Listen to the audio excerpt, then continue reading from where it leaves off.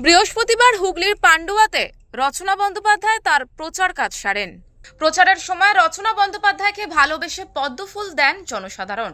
এবার সেই পদ্মফুলকে ঘিরেই শুরু হয়েছে বিতর্ক। এই নিয়ে কটাক্ষ করলেন বিরোধী নেত্রী লকেট চট্টোপাধ্যায়। তিনি বলেন, আগামী দিনে রচনা বিজেপিতেই যোগ দেবে। আগামী দিনে ওনাকে পদ্মতেই দেখতে পাবে, কারণ উনি যেভাবে পদ্মকে নিয়ে খুশি মনে প্রচার করছেন, ওনার মনের মধ্যে আছেন। প্রার্থী ভুল করে এখানে হয়ে গেছেন, রাজনীতিটা বোঝেননি, না বুঝে চলে এসেছেন। আমি নিশ্চিত, 100% নিশ্চিত যে উনি আগামী দিনে পদ্মতে আসবেন। অপরদিকে লকেট চট্টোপাধ্যায়ের মন্তব্যকে কটাক্ষ করে হুগলি চুঁচুড়ার পৌরসভার পুরপ্রধান অমিত রায় বলেন, ভারতের জাতীয় ফুল পদ্ম, বিজেপি কি করে জাতীয় ফুলকে প্রতীক হিসেবে ব্যবহার করে?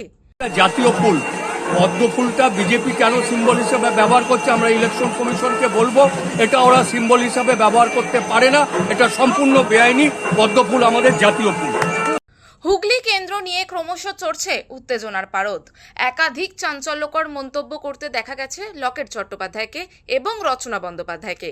এবার হাতে পদ্মফুল নিয়ে প্রচারে নেমে ফের বিতর্কে জড়ালেন দিদি নাম্বার 1। হুগলি থেকে সুনন্দা দত্তের রিপোর্ট, ওঙ্কার বাংলা।